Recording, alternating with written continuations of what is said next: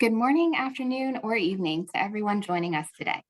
On behalf of USAID and Resilience Links, I welcome you to our theme month webinar on on urban resilience and climate adaptation. I'm Jamie Charles with Resilience Links. Before we begin, let me orient you to the Zoom platform. On the bottom of the screen, you'll see most of your controls. First, if you haven't done so already, please use the chat to introduce yourself. To ask questions throughout the webinar, please use the Q&A button. Lastly, we are recording this webinar and will email you the post-event resources shortly following the event. You can also find the resources on resiliencelinks.org.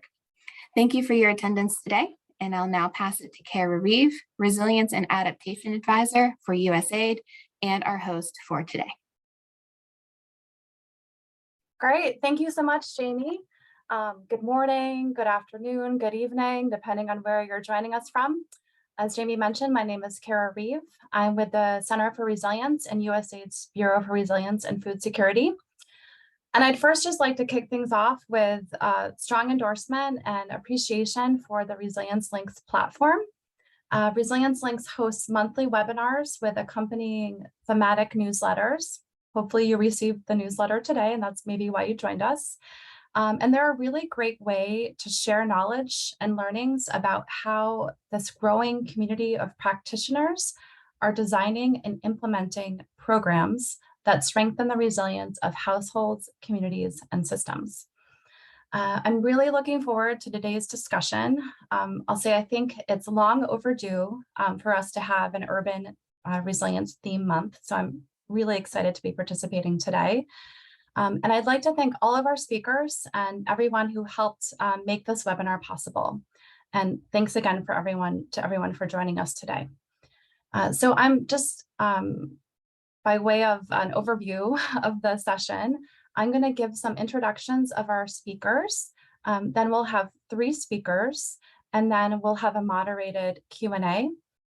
As Jamie mentioned, please put your questions into the Q&A button on Zoom. If you have any problems, just please chat, and we'll have someone who can help you with that. And then, we'll hear from our speakers, and then we'll answer as many questions as we can with the time that remains. All right, so on to our speakers.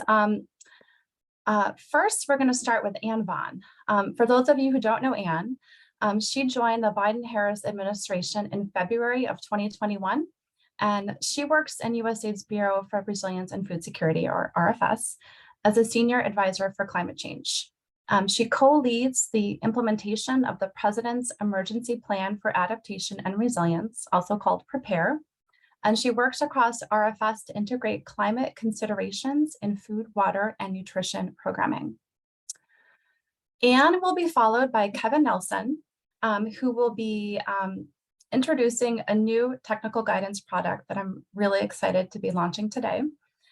Kevin is the governance lead, the urban governance lead for the governance team within the Bureau of Development, Democracy, and Innovation at USAID.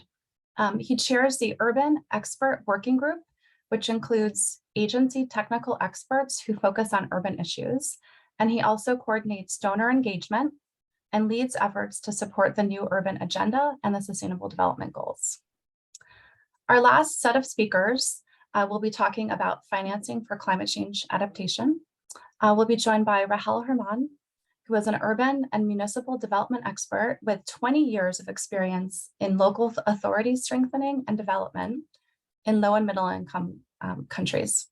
Her expertise includes urban environment improvement programs such as climate change adaptation, access to basic services, and urban regeneration through participatory and capacity development processes, as well as decentralization. There's a lot here, Rahel. Decentralization, urban governance, and citizen-centered approaches. In her current position as a project manager for the city's finance facility, she coordinates the support provided to selected South African cities to develop finance-ready climate adaptation projects. And she will be joined by Rob Short, who's worked in the environmental, climate change, and development finance sectors in South Africa for over 25 years. During that time, he's held project and program management positions at local, provincial, and national government levels. His infrastructure finance experience has come from working for the Development Bank of Southern Africa and the Industrial Finance Corporation, as well as short-term assignments with KfW and the World Bank.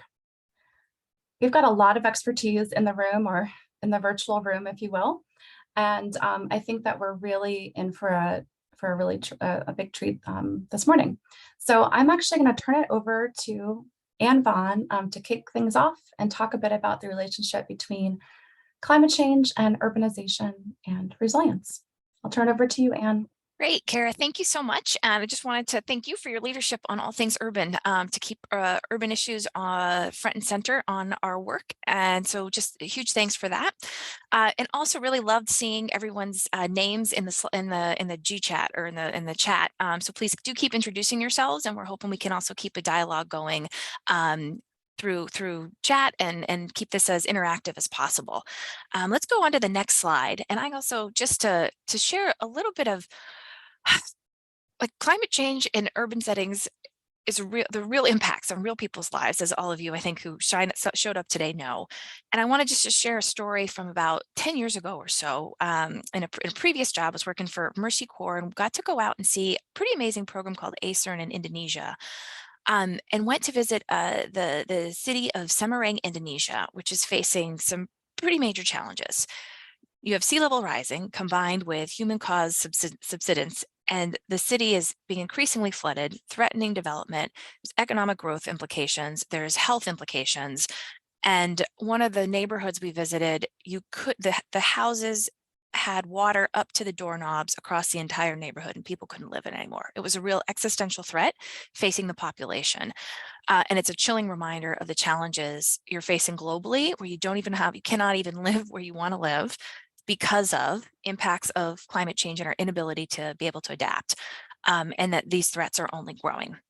So that's pretty doomsday, pretty scary, but I actually left the city pretty uplifted and extremely impressed with the power of community and government action when you can bring coalitions of civil society, academics, different types of climate science and modeling and government planning together, where people were working together to find solutions to help address this growing threat through better urban planning, better budgeting, and better use of science data to make urban planning better decisions, and better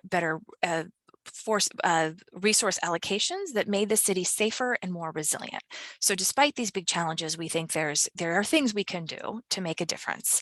But there's real urgency to act globally against these threats as cities expand and as oceans are expanding into these many cities, and there's more extreme weather events with climate change. So that's why we're so pleased that USAID has this heavy focus on climate change through our climate strategy, which elevates our work on climate, including our work on cities, obviously the focus of today's webinar. And we know that cities are on the front lines of climate change impacts, from sea level rise, increases in extreme weather events and heat emergencies, to the spread of more tropical diseases. So just one quick fact to put us in context, as you'll see on the slide: by 2045, the world's urban population will increase by 1.5 times to 6 billion people. And climate-driven shifts in food and water security and extreme weather events are increasingly playing a role in more migration to cities. And further, with the rapid growth rate of cities in low and middle income countries, this has led to the expansion of people living in highly vulnerable situations in informal settlements, often located on land that is at risk to extreme weather. It's land that nobody else wants to live in, so vulnerable populations are often forced to live in some of the more dangerous places that are even more vulnerable to climate change. So next slide. So let's dig in. Oh, apologies. Sorry. Let's, with all of these challenges, it can feel pretty daunting, and it's reasonable for us to question if we can even have an impact on urban adaptation and strengthen the resilience of people in cities. So we think so, or we wouldn't be here today, but let's start with some definitions so we can work from a common understanding. On the screen, I hope you've seen this before. This is USAID's definition of resilience on this slide, but to put it simply, resilience is the ability to manage through adversity and change without compromising future well-being. So we know that strengthening resilience is necessary to respond to the increasing number and complexity of shocks and stresses that cities face, as important development gains, and in some cases, human dignity and lives are increasingly at risk. Next slide, please. So let's dig into the urban context specifically a bit more. We know with rapid urbanization, there's lots of benefits for billions of people through greater economic opportunity and access to services, but hazards and risks are also growing. Climate change in particular is increasingly disrupting the lives, health, housing, and quality of life of urban residents. And as many of you in the US saw, we also have air quality issues in cities, but that's happening in cities around the world. As we speak, not just because of the recent news that we've had here in the US.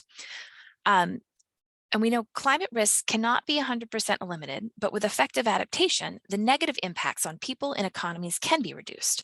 Climate resilient development helps us minimize the costs and consequences of climate impacts while also helping advance or keep some of our development goals moving, development goals and implementing our development goals. And we also need to embrace communities and empower communities to find opportunity in crisis. I think we all know communities around the world are already finding solutions to problems and can be amazing engines of ingenuity that we need to support, especially in cities, and especially those most marginalized who are facing the impacts more and more of climate change. So Rahel and Rob will dive into the details of projects later, like the Green Corridors project that centers on employing local communities to maintain, improve, and create new riverine open spaces. We have, I think you'll get excited and hear about the examples of what works. And we know there's great need. So what is a government going to do, or US government doing about it specifically? So let's go to the next slide and dig into Prepare, the President's Emergency Plan for Adaptation and Resilience, which we know adaptation is fundamental to our development and national security objectives, and we can't end hunger, poverty, or realize our sustainable development goals without adapting to a warming world. So recognizing this, and that adaptation has been underinvested, President Biden, 2+ years ago, announced the Emergency Plan for Adaptation and Resilience, or Prepare, in 2021. And this effort mobilizes 19 agencies and departments within the US government with the overall goal of helping 500 million people in developing countries adapt to and manage the impacts of climate change by 2030. And we know many of those are going to have to be in cities. Next slide, please. So we have many areas of focus within Prepare. We actually have 3 pillars that kind of looks at what are the big needs in adaptation. And the first one is the pillar is called knowledge, and gets into climate information services and early warning systems, which are really important in cities. The second pillar is on plans and programs that digs into really a lot of the food security, water, infrastructure, and health needs. And the third pillar is really focused on adaptation finance. But you'll see across our areas of focus, we have these sort of the middle line helps us kind of get specific about what some of the work is that we need to do. And then we, of course, have cross-cutting important themes like gender, youth, disaster risk reduction, conflict prevention.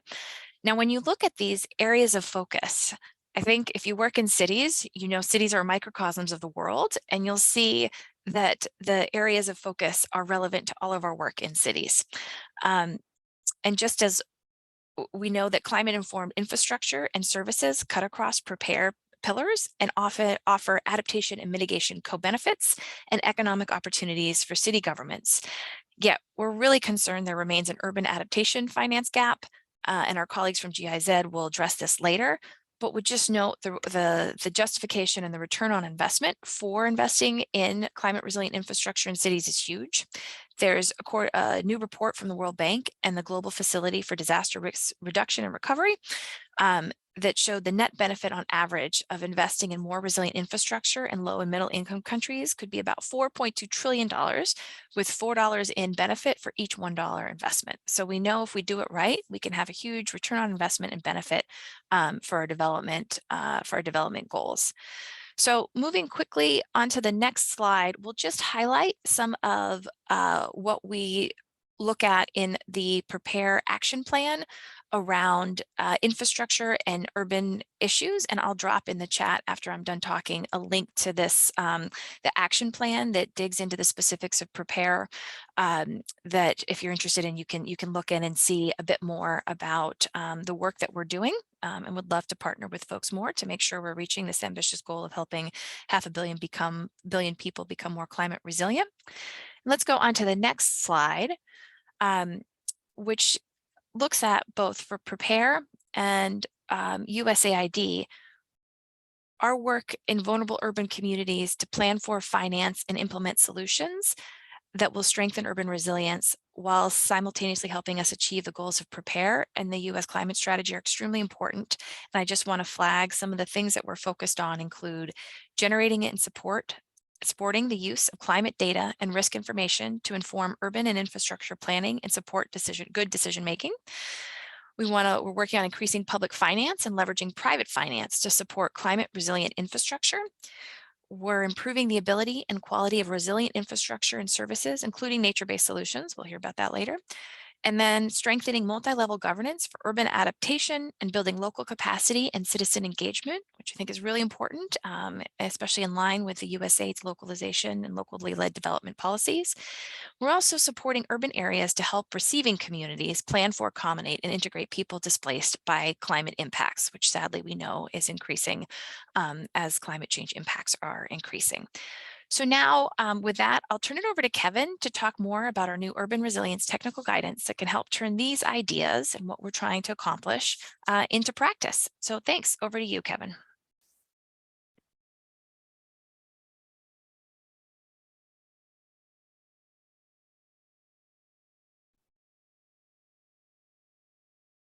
All right. Thank you very much. I appreciate that. Just as was introduced, I'm the chair of the Expert Urban Working Group, and what I'm going to describe today is a discussion about the urban resilience technical guidance. And with that, if I could go to the next slide, please.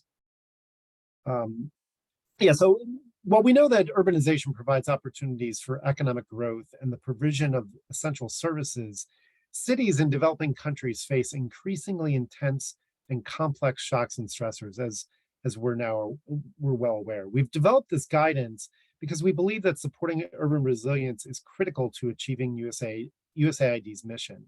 And this effort to develop this guidance has been several years in the making, an integrated process across both pillar and regional bureaus.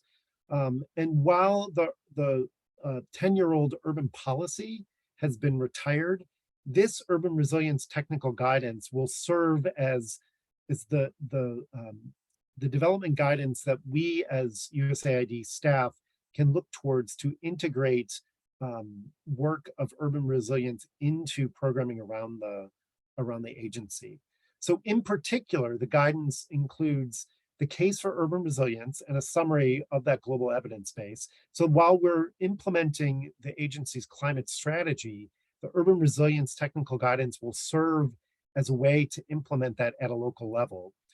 Also, it will provide an overview of approaches that USAID can use to advance urban resilience, including building blocks to support that integration into the programming I just spoke of, as well as providing some key questions to inform the design of interventions, including assessing risks and assessments and identifying opportunities for integration within related programming. Next slide, please. So with that, the sector guide, or the urban resilience technical guidance, not only makes that case, but that it also includes 3 sector guides: governance, health, and power, which I will get into in a few minutes. We'll see that there's several lenses that we need to look at. So, first is to take this urban resilience lens to sector-based programming. And the second is design it cross-sectorally, integrating programs that combine resources from different funding streams. So the urban resilience technical guidance lays that out, and then each of the sector guides specify that per governance or health or power. So the overall guidance can help take that broader approach and think about it in terms of those variety of sectors. And we hope that this will help within those sector guides to help design the programming that we see utilizing a variety of different funding streams. So as we know within USAID, it's almost, it's relatively difficult to really combine and integrate a variety of different funding streams. And this guidance can help point out where those connectors are and how to think about advancement in that that larger frame. Next slide, please. So while at the agency, and was just described a definition about resilience, the guidance provides some specific terms, and we recognize that this is an ongoing conversation. And we try within the urban resilience technical guidance to really specify the space of which this is working in, that's actually collaborating or connected to an agency frame of resilience. But specifically, I just want to call out that urban systems include people, communities, infrastructure, the natural environment, cultures, norms, and policies in cities and towns. And urban resilience, which similarly to the agency's definition of resilience, refers to the ability for urban systems to mitigate, adapt to, and recover from shocks and stressors in a manner that reduces chronic vulnerability while positively transforming towards sustainable, equitable, and inclusive development. And we've talked about, and we'll continue to talk about, how shocks and stressors are applicable within urban contexts. Next slide, please. So with that, the guide includes 5 building blocks that are the frame and foundation of how the agency should be approaching or could be approaching urban resilience across a variety of initiatives and programming. And these building blocks include inclusive planning, referring to deploying inclusive evidence-based planning that accounts for future risk. Second, governance. Strengthening urban governance helps align diverse actors, policies, and strategies for coordinating action to build that resilience. Third is building block is finance, unlocking financial capital and budgeting that is essential for resilience. Fourth is social capital, referring to building and strengthening networks of relationships and bonds with and across communities. And fifth is natural capital, meaning restoring and protecting the natural systems that contribute to resilience. So many of these building blocks are going to work in concert with one another and collectively to get to many of the things that we're trying to accommodate and address within the urban frame. Next slide, please. So urban resilience, this technical guidance focuses on some key questions. But when we think about this, urban resilience by necessity is context specific. So we provide these key questions to help staff and partners identify and analyze potential interventions. So among these, these questions help explore the what, the who, the how of resilience to clarify the end goal. Next slide, please. So now over the next just few minutes, I'll focus on some of the 3 sectors and how within the agency there's going to be, I'll describe a series of examples about how this framing applies not only to programming that has led up to the urban resilience technical guidance, but as we move forward, how we can expand some of that work. And next, just, yeah, thank you. So there'll be a series of examples here, just highlighting a long-term project called SURGE, the Strengthening Urban Resilience for Growth with Equity. This is a program in the Philippines that was from 2015 to 2021 that really was cross-cutting, kind of thinking about services as well as thinking about disaster risk reduction and climate change within ensuring inclusive and sustainable growth. That it was a long-term program that has application across about 10 different cities and really integrating throughout the entire systems change management for those local governments in terms of how they approach urban resilience. Next, please. Another governance-focused project is in Mozambique, the Coastal Cities Adaptation Program. And here, this program from 2013 to 2018, again, a program that kind of led into the framing for the urban resilience technical guidance. It increased coastal resilience to climate change in the country's secondary cities by improving the provision of climate resilience urban services by municipalities, increasing adoption of resilient housing design and construction techniques by residents and community organizations, and strengthening that awareness of coastal adaptation. And I'll, as I'm going through these rather quickly, I'll put some links in the chat about some of these examples. Next slide, please.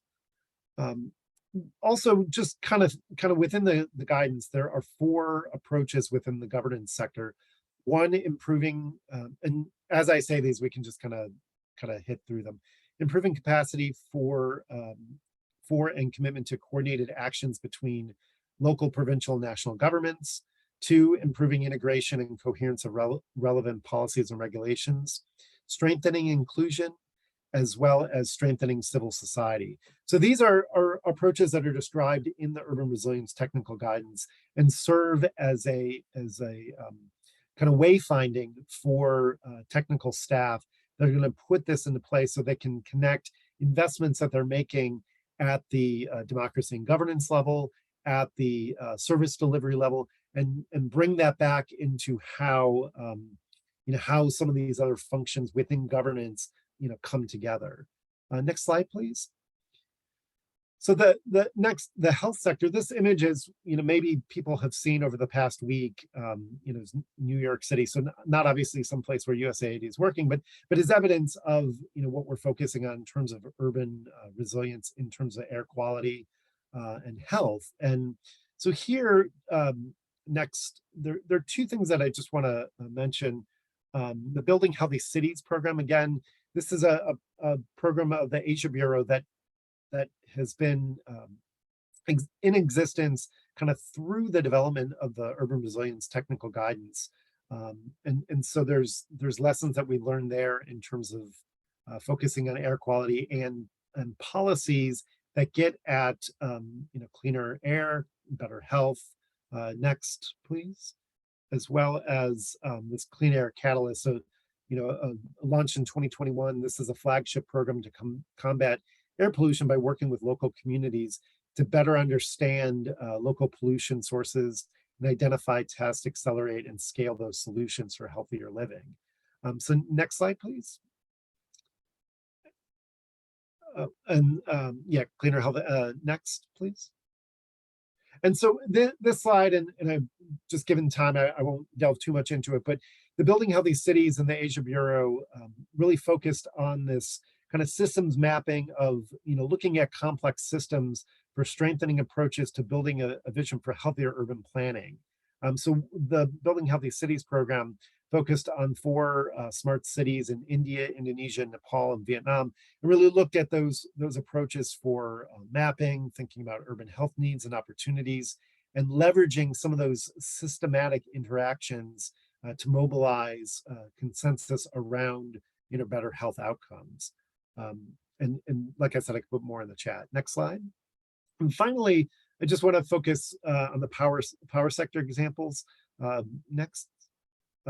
2 things here to call out is the Urban Energy Security Project that promotes deployment of advanced distributed energy solutions, such as rooftop solar, electric vehicles, waste to energy, and other energy efficient solutions in Da Nang and Ho Chi Minh City.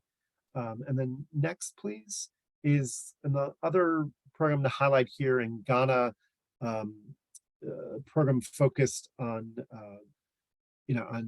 on integrated resource and resilience, specifically thinking about cost competitiveness for power generation and delivery, and creating a resilience and reliable power system to meet local needs, while balancing that with local environmental and climate change commitments. And obviously there's a lot more to unpack in all these examples, but I wanted to showcase those to give everyone a sense of what are the things that we are as an agency are doing that already have been focused on getting to those building blocks of urban resilience, and showcasing what, as we look forward with the urban resilience technical guidance and the climate strategy, how are we prepared and ready through that guide and through the questions of the who, what, why, when, and how to have our, have staff, both in Washington, but then also in the field, prepared to address those questions and integrate urban resilience into their programming. So with that, I think I will pass it over to the folks at GIZ. Thank you. Oh, and sorry, one last slide about some power sector tools, which I'll drop in the chat as well. Thank you. Thank you, Kevin. Really appreciate it. And we'll turn it over to Rob and Rahel.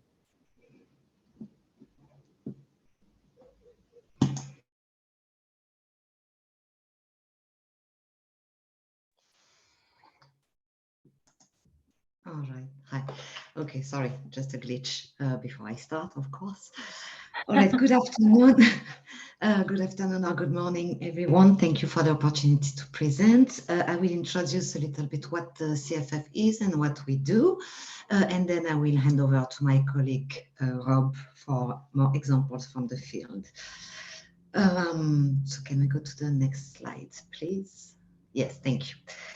So the CFF, the C40 Cities Finance Facility, is a project preparation facility. It is implemented jointly by C40 Cities and the German Agency for International Cooperation, the GIZ. It was launched at the COP21 in 2015 in Paris and is supported by the German, British, French, and American governments, including the Children's Investment Fund Foundation, throughout its first to third phases from 2016 up to 2024 next year.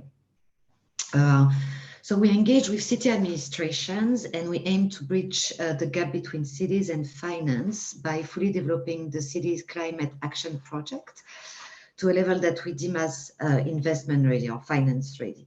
Specifically, we look to support tangible infrastructure projects or sustainable infrastructure projects that not only deliver the crucial climate impact that contribute to meeting the Paris Agreement, but also to wider environmental and socio-economical co-benefits.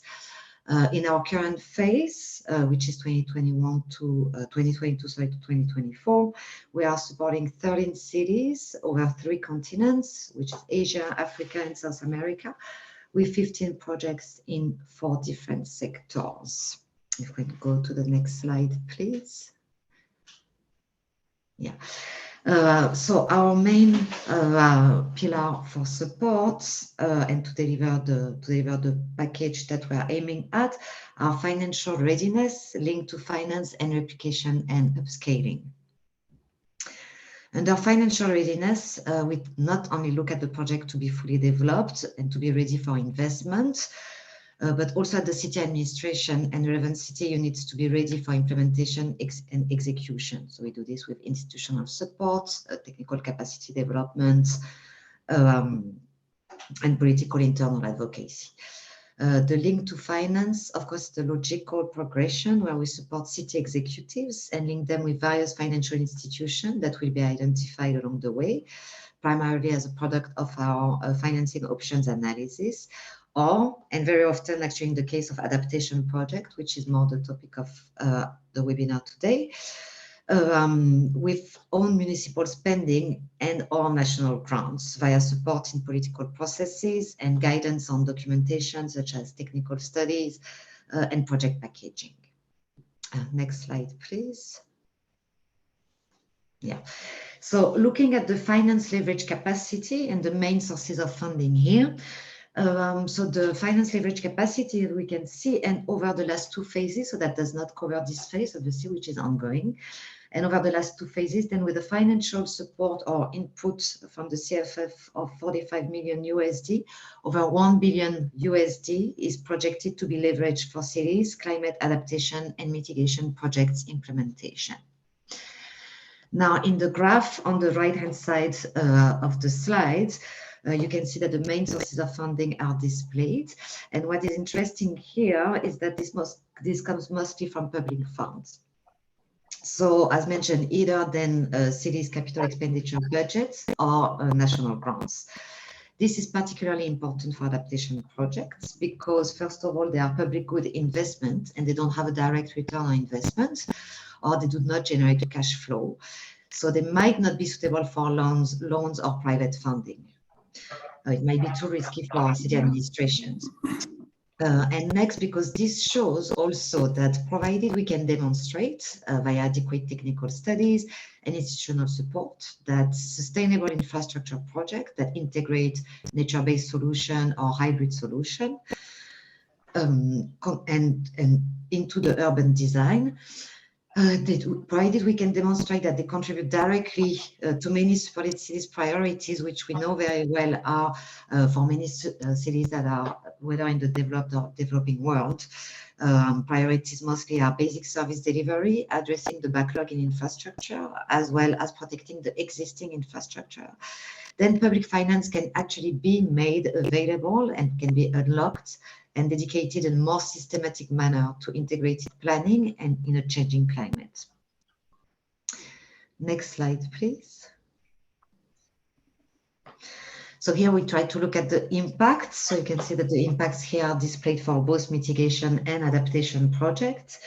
And as much as it might be, it's a kind of straightforward to calculate GHG or carbon dioxide emission reduction, the methodology to estimate increased resilience of population or infrastructure to extreme weather events or shocks related to natural disasters or other climate change impacts is still in development and very much work in progress for us. We are working with various institutions and in particular Columbia University now to try and estimate these impacts along 4 categories, which are heat, health, landslides, and flooding. So far, and with the cities also we are working with, it seems that the greatest impact from climate adaptation projects implementation would be on increased resilience from flooding. However, where the exercise becomes even more complex is that this increased resilience to flooding also involves socioeconomic and health dimensions by avoiding, for example, loss of properties and assets, loss of income due to ill health, etc. So after this, let's say, more general introduction, I would like to hand over to my colleague Rob to give you some examples from the field and from the cities that we are cooperating with currently. Thank you very much, and over to you, Rob. Thanks, Rahel. Hi, everybody. Just to give you some examples, practical examples. Next slide. For a lot of our work in the CFF, and especially in South Africa, it was the previous work that was done in Durban. For you that know South Africa, that's on the south coast of the country, and the eThekwini municipality, where the idea was to have a transformative riverine management project to really look at how to manage the thousands of kilometers of streams that Durban has. And what the CFF did is to help them prepare an investment program using a number of studies, including hydrological analysis, climate change scenarios analysis, and to also re-engage the communities around those rivers as well, to get them to think about climate change resilience, how they could do it practically, what did it mean in terms of flood alleviation.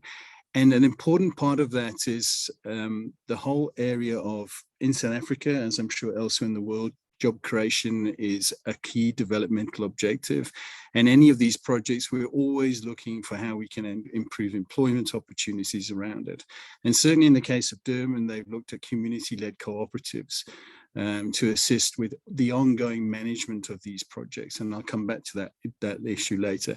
And in essence, I mean, what we saw in Durban, for you that know South Africa, is that we had a series of very destructive floods that came down. So in a sense, the project was quite prescient, if that's the right word, about what was actually going to happen. And certainly it's provided a real set of momentum about thinking about these issues in the area that will lead to, hopefully in the future, with more infrastructure development developed in the catchments of Durban. Next slide, please. In terms of the broader adaptation projects, and I think as was mentioned earlier, there is an adaptation gap. The other way of putting it, of course, is that adaptation is a bit of the poor cousin in terms of mitigation, quite honestly, and we certainly need to mobilize more finance around it. We've got 4 cities and with 4 projects in 2 regions in the world, Cape Town and Drakenstein. Cape Town is obviously in the Western Cape of South Africa on the coast. Drakenstein is 60 kilometers away from Cape Town. inland area.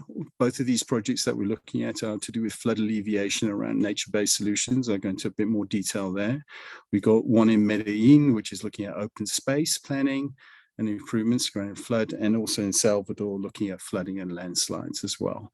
So there's a whole range of an emerging portfolio of projects within the CFF looking at adaptation. Next slide, please. Cape Town in South Africa is probably the strongest municipality we've got. And in a sense, its approach reflects its strength and also the fact that it's moved, unfortunately, in the sort of human experience, we've had to move from crisis to really thinking around resilience. And I don't know if you've seen internationally, but there was a whole series period in Cape Town where they were talking about day zero, where they wouldn't have any more water.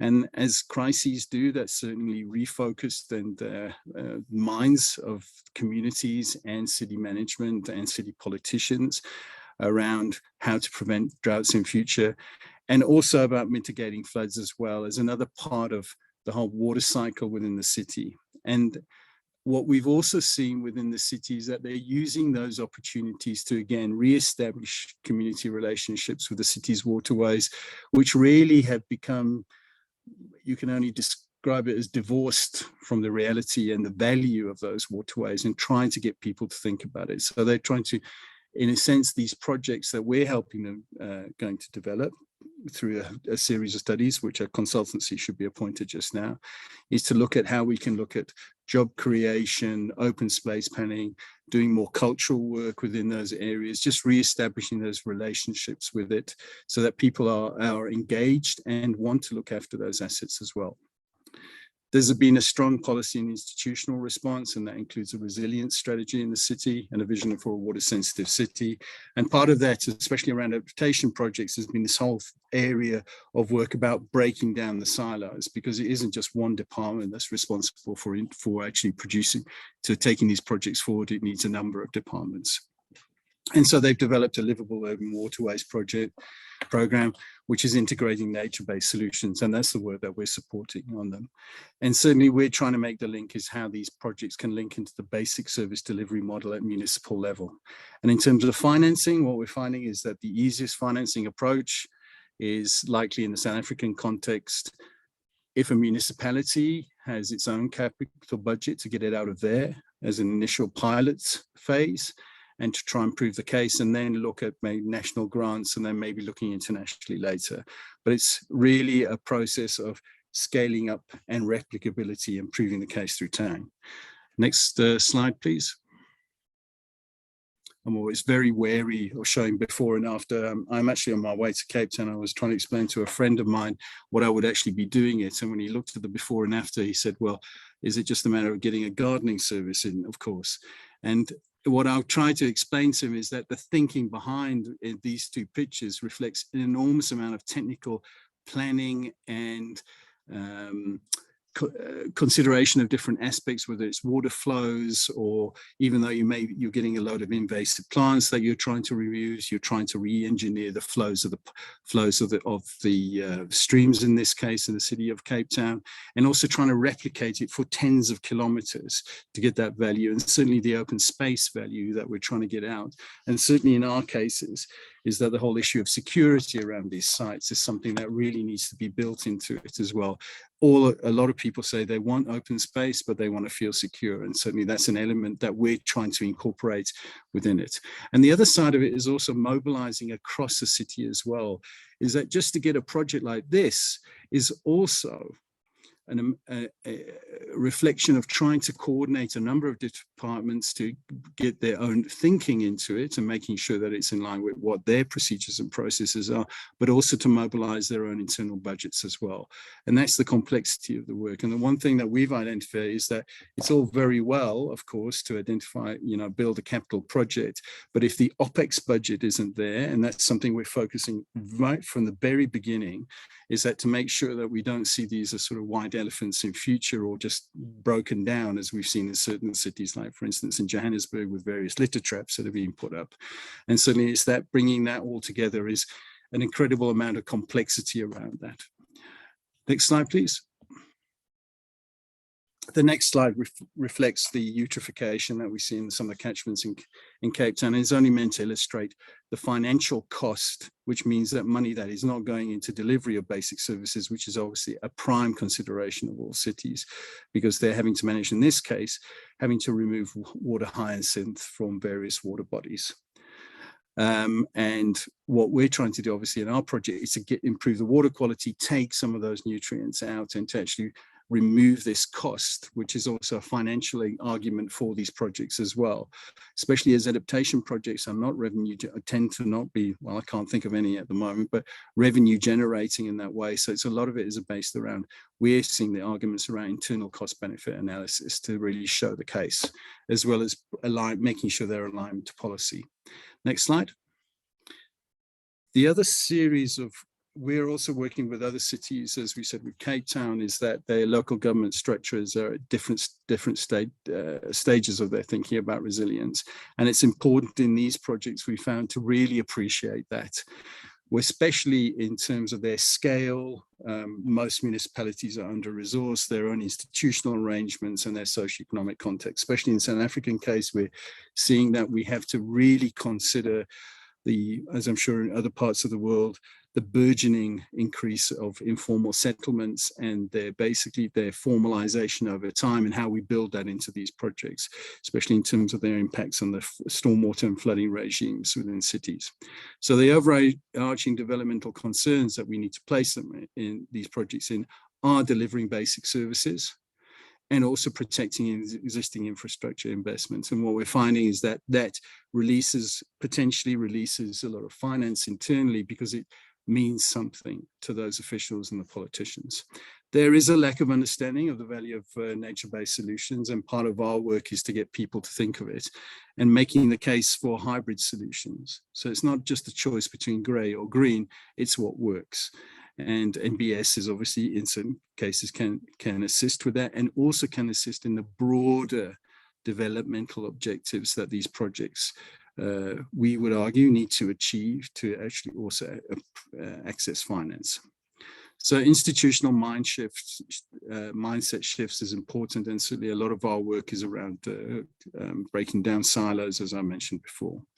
We do support cities to identify sources of finance. In the South African case, most municipalities are cash strapped. So in the first instance, we're looking for the easiest ones, which are national grants for urban development. And we think there's some opportunity there.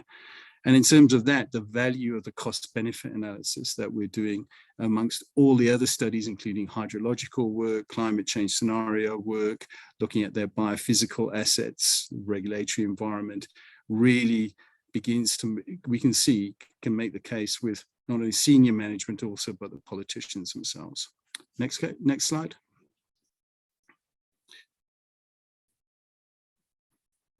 The next slide, if it comes, this is an example in Drakenstein of what we hope, hopefully in a few years, and maybe in 10 years, be after I've probably retired for about 5 years. But what we'd like to see is that an existing here grey infrastructure, which is just not being well maintained at all, and isn't providing any services, is become a waste trap, etc., is to look at our project to redesign this in a way using nature-based solutions to improve flows, hopefully improve the open access. You can see some green land, some open land to the right there that we hopefully will include in the project, and to really show the transformation. This is next to a low income, an informal settlement, where we see kids have very little access, and people in general, to open green space. So the potential to improve these, as well as achieving the adaptation value around specifically flooding alleviation, I mean, it's a real opportunity for us. And certainly we see that, and hoping with our support to these cities that we'll get there. Thank you. I apologize for actually going way over time. I apologize to the organizers. Sorry about that. I hope that was useful. It was so useful. Those examples are really impactful. And I know it's seeing before and after is a gamble, but I think in this case, it's helpful to kind of illustrate the impact of your work. So thank you. All right, so we have a little bit of time left for some Q&A, and thanks to everyone who's already chatted some questions or put some questions into the Q&A. I'm actually going to start off here with a question for Anne, if you're there, Anne. I think more people on this webinar and in general who participate in some of our Resilience Link sessions might be more familiar with our work on climate adaptation and food security in rural contexts. But I'm wondering, how can working with urban populations help support the agency's food security and resilience goals? No, thanks. Good question, Kara, and folks in the audience for putting that forward. I think I might start a little bit backwards and say, I think if we don't focus on urban issues, we won't address food security writ large.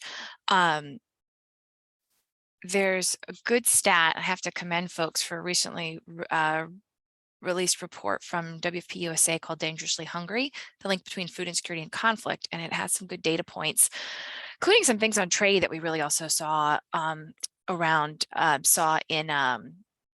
during COVID. But approximately 70% of all food produced globally is consumed in cities, and most low and middle income countries are net importers of food. So if you have disruptions in supply chains, again, as we saw in COVID, you can really have food insecurity impacts.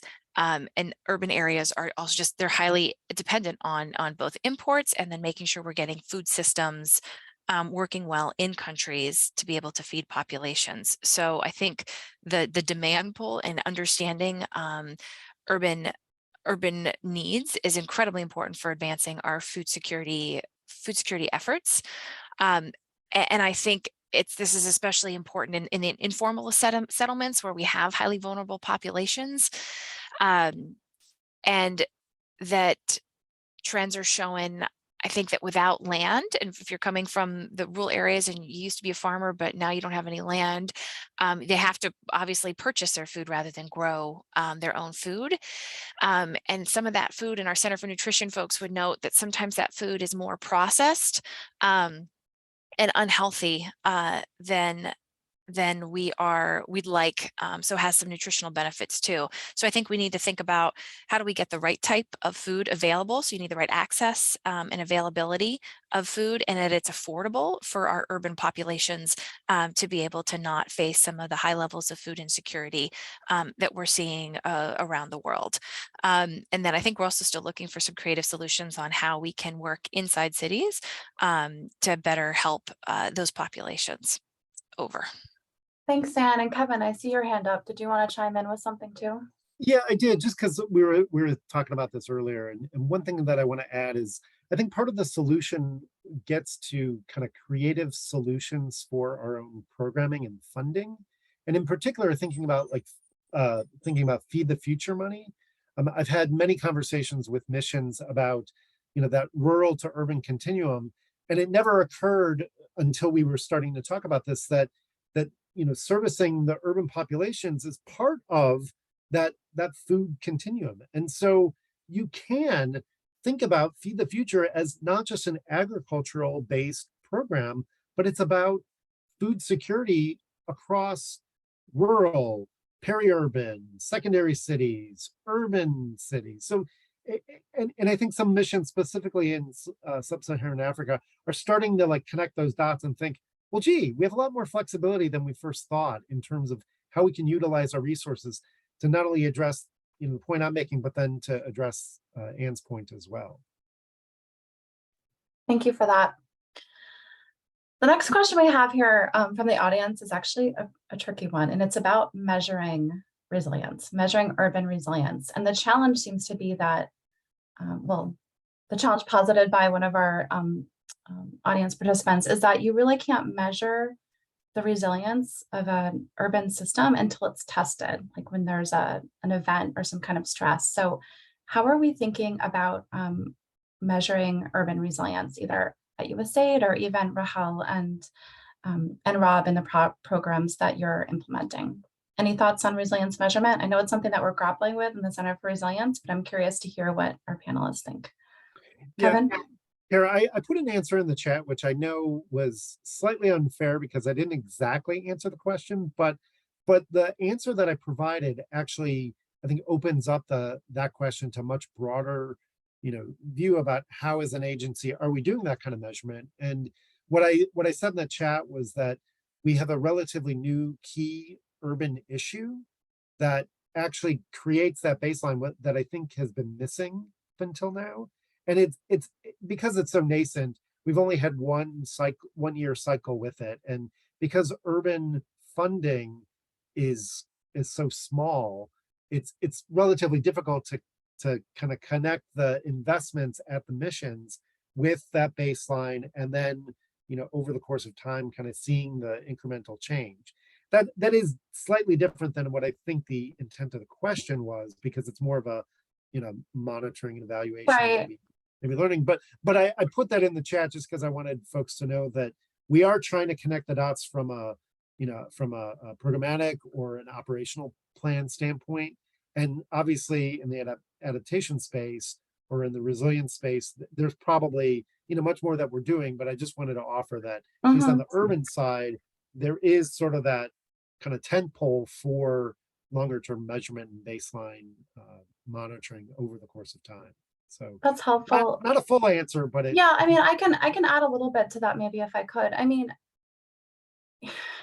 we've been thinking about how to measure resilience a lot in the center. And when you think about urban resilience, I mean, the urban system is a composite of people, places, and systems that might be like a governance system, for example. If we can think about measuring the resilience of an individual by thinking about, providing livelihood opportunities, providing access to services, and having resilient infrastructure. So people, when there is a weather event, they can have housing that's more resilient, for example. We can also think about measuring looking at the resilience of a specific intervention, like, for example, a nature-based approach, like in one of the pictures that was shared with us today. We can see how well it can manage flooding. If you enhance a coastal system, you can see how well it can withstand a flood event, for example. But I think I don't think we can isolate one variable when measuring resilience. We have to kind of look at the composite, and in each place, there might be a different set of resilience capabilities that they are more interested in emphasizing, just kind of based on the unique needs of a place. There are different resilience, urban resilience measurement frameworks and tools out there. We don't necessarily endorse one over another, but we know that those tools exist, and that the resilience question is more complicated than having one individual composite score or metric that we use, but we really focus on increasing the resilience capacities of a system, which is a composite of people, places, and systems within a place. I don't know if anyone else want to jump in with resilience measurement? No. I've got a question for Rob and Rahel. I mean, thank you for your presentation on adaptation finance. What advice do you have for a USAID mission, for example, or even someone representing a local government that is just getting started in this area? They want to fund an urban adaptation project, but they don't really know where to start. Do you have, we're looking for some advice on kind of how to begin that process. Your thoughts are welcome. Thank you. Yeah, I think and that's also what we're trying to do, looking at cities that don't necessarily have a plan, is look at what are the basic priorities of these cities. In most of the cases, and that's also what we highlighted in our presentation, is we are talking to cities that are cash strapped, and their priorities are really basic service delivery and addressing this backlog in infrastructure. So the whole idea is to also show that you're answering these priorities by climate adaptation projects, and by making this infrastructure more resilient. That's really, it's not a choice. It's not whether you're investing into your basic infrastructure or maintenance of your existing infrastructure, or you're investing in a climate resilience project or climate adaptation project. It's through this integration that you can address these priorities.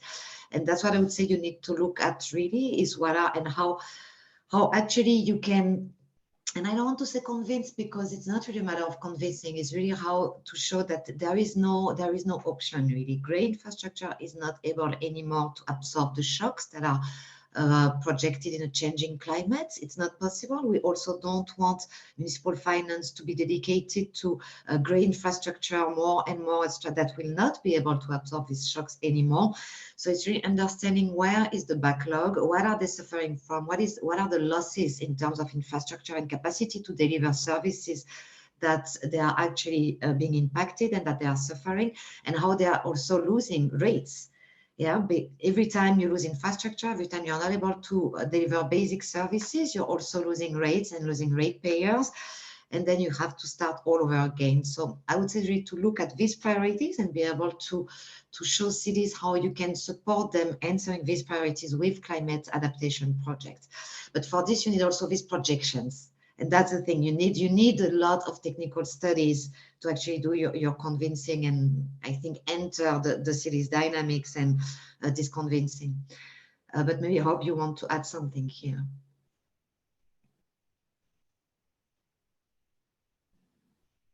I think, you know, it seems such a simple question, Gareth, you know, what to do around it, you know, just let's go and find some finance. But I could imagine for some of the USAID staff is that either they're receiving a really well-developed project feasibility, which has nice costing, or they're thinking at the beginning of a project concept.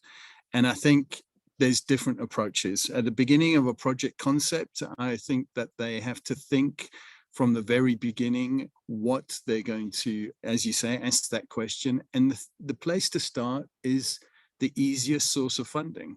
And within it depends then who is the developer of the project. So in our case, I'll give you an example, is that the city of Cape Town has CapEx, it has a capital budget. So we can access that. That's where we start. If it starts to see that if we can see that it's actually becoming a problem, then we'll look at elsewhere. And I think it's a matter of like looking at a number of different options, and also not, what I've found in this field is that there's a lot of wishful thinking about maybe the optionality for accessing international finance, which I don't think is really easy in that case for a lot of people. And then also being quite tactical around how you phase your applications to finance. So for example, with Cape Town, we'll use internal grants. And then as they scale up, we'll probably look at maybe more national grants. And then if we really go big, it'll be international grants or mixtures with it. I know there's a lot of thinking around private sector finance for, well, and I'm talking about adaptation in our case. I haven't seen it, to be honest. I don't know if it really exists, and that can be my lack of knowledge. But and I think sometimes it's very difficult to actually access those sources. You can get political support, but I don't know about accessing it. And I know there's a lot of concepts around, you know, I haven't got the term now, you know, increasing land values and transferring those funds into municipal budgets, for example. Those are quite complex systems, and I think it has been done, but I think it can be quite hard. So I think you've got to be really pragmatic and ruthless around the whole thing. And what does that mean? I think you have to talk to people who are pragmatic and ruthless about it and actually access that thing, and just as soon as you can have a set of people that you can just go and bounce those ideas off. I don't know if that helps. That sounds a very practical, pragmatic approach rather than sort of really in-depth theoretical thinking around the whole thing. But that's the way that I think we're doing that work. Rahel, is that fair? Yeah, I think so indeed. In particular, access to private funding. We're also indeed not promoting this at first, also as I said, because it's too risky. And Robbie, thank you for mentioning international grants really come at a later stage, I think. And yeah, that's very much what we're trying to do practically in South African cities that we work with. Yeah. To look at national first municipal budgets where it is available, and when it's not available, just enough to leverage the national grants. Thanks. And while I still have you, Rob and Rahel, I have a question here. could a city in Indonesia still apply for C40 co-funding for an urban climate resilience project? Maybe you could just kind of walk us through the process for how cities might engage in the facility. So just to clarify, these are two different things. C40 is one of the implementing Right. agencies of the CFF. So just to make sure that it's clear.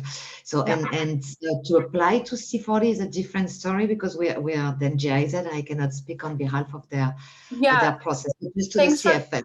clarifying that relationship, because the question came in, and so that clarification is really helpful. So C40 is a separate entity, but they are part of the CFF, if I understand it correctly. Exactly. Right. Okay. Yeah. And when it comes to the CFF, so this phase 3 is closed, and usually there's a call. The way it works that there's a call for application that is sent out. So either to C40 partner cities already, so cities are already in the C40 network, but also we are working with cities that are not part of this network, such as Drakenstein. Now there's an application also from Nelspruit, Bombela, city of Bombela, and there are other cities that are not part of the C40 network that we are working with, that we are supporting. So there's a call for application with a selection process, a questionnaire that is sent, etc., and where we look at, it's not about whether this is a good or bad project at all. It's really to look at whether the CFF is the right tool. It's a project finance facility. So if the project is not at the stage where it can be brought to finance ready stage, the CFF might not be the right tool at that stage. And the principles might change, in for the next phase, or the stage at which we start supporting might change for the next phase. But so far, that's really what we look at. Is it the proper tool? And can we actually, yes, get married? or do we have to stay engaged and keep in touch and see how we can cooperate in the future? So it's a call for application, and this phase is closed, and we are finishing next year, 2024. So there will be another call, hopefully. If everything is confirmed, and then applications are welcome, of course. I cannot say no. I mean, the criteria will come up. Right. I have a follow-up question, actually. Does CFF provide any project preparation support for cities that might want to apply for funding? Or can you recommend where they might get that type of support if they're not quite yet finance ready? So, for example, the GAP Fund, and we have a case where we're trying to take up from the GAP Fund and cooperate with them, and that's the case for Bombela. The GAP Fund would work at the stage before. Yeah, and that's one of the facilities. Then I don't have them all in mind. At some point, I knew them, but not all of them. But at least, yeah, and I can look up and answer at a later stage if that's helpful. But yeah, GAP Fund is one of them, definitely. Perfect. Thank you. I have a question here actually for my USAID colleagues. How does USAID view urban resilience versus urban climate resilience? Or maybe what's the relationship? I have some thoughts, but I'm happy to hear from Anne or Kevin if they would like to jump in. I mean, I love our Center for Resilience. This is your expertise, but I mean, I think just one thing is, it's to response to shocks and stresses. We talk about COVID and how bad that building resilience requires looking at risks. And just one thing I think at AID we've realized, and our climate strategy has put front and center for us, is we just know the climate risks are increasing. A lot of cities are on waters historically for a whole host of very smart reasons, and we have a huge issue with too much water and too little water when it comes to climate change impacts, when it's flash floods versus sea level rising, or I like the term oceans expanding, because that makes you think. Water is right, these waters are rising, and they're coming into often informal settlements or even other parts of cities, but downtown centers with real impacts. So I think they go hand in hand, but our approach has to be looking at risk, looking at best available data to try to identify solutions, but also something that we know, and Kara can talk more about this, but the importance of social cohesion with dealing with this and looking at urban planning and thinking, and again, as I think Rahel was noting, cutting down silos, especially, you can do this a bit sometimes easier in a municipality versus at a federal level. So these microcosms that we have in cities can really serve to be a good petri dish, we say, for some learnings that maybe we can help expand. So I think there's real opportunities for us to take learning on urban resilience from urban settings and use it more broadly. but others jump in. Yeah, I only have, oh, go ahead, Kevin. You go ahead and I can jump in after. Yeah, no, I would agree certainly with what Anne was saying, and I did put an answer in the Q&A, which was probably a little bit more procedural, just in terms of like, with different operating units or different bureaus, there are these thoughts, and what I was trying to explain was that I think certainly under this administration, urban resilience and urban climate resilience are meant to address the same things or get to the same outcomes or the same results. It's just a matter of where are we first coming from, and to me, that sort of like difference comes across more profoundly in terms of climate finance, where like the operating unit, like the DRG Center and the governance team where I sit,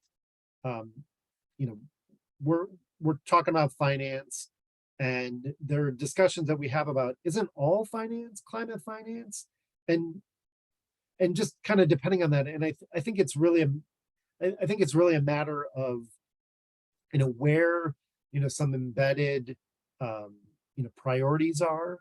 But I think what I was driving at is, even though we're coming at the issue from kind of different perspectives, at least my understanding, or at least my dialogue, across different sectors, across different operating units, is we're trying to get to a lot of the same things, and we may be looking at it in different ways, but the outcomes are hopefully going to be the same. And maybe that doesn't always play out exactly, because funding streams sort of contort how we can go about that in the most systematic way. So that's why I said my answer, I think, is a little more like, procedural I mean, versus, really the only thing I would add, which I agree with, like I said. the only thing I'd add to those responses, I like to think of urban resilience as kind of the umbrella where a variety of shocks and stresses like fall under. So we have climate shocks and stresses, economic shocks and stresses, health, political, et cetera. And so urban resilience is kind of a holistic way of thinking about all the shocks and stresses that a place may face. And nested under that is urban climate resilience, which is more focused on climate shocks and stresses. However, in order to address climate resilience, we need to be thinking about the interconnected system, right? Our climate solutions need to take into account the unique political context of a place. We need to be thinking about social protection and helping ensure that people have access to services and infrastructure. I think climate is nested under the umbrella of urban resilience, but addressing climate shocks and stresses requires that we look across the system within a place. And so, but yeah, I think it's something that we get this question a lot, even in the Center for Resilience, and sometimes resilience in a holistic sense and climate resilience get a little bit conflated, but they're definitely related and complementary. I just think of climate resilience as a subset of the bigger picture.